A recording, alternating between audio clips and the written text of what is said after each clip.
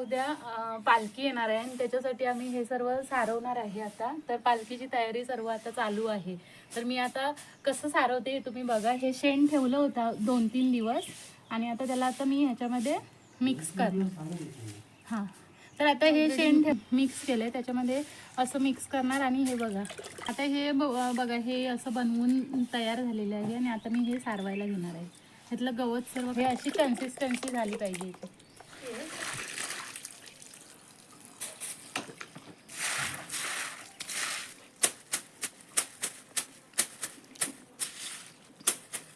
आणि असं एका साईडला घ्या.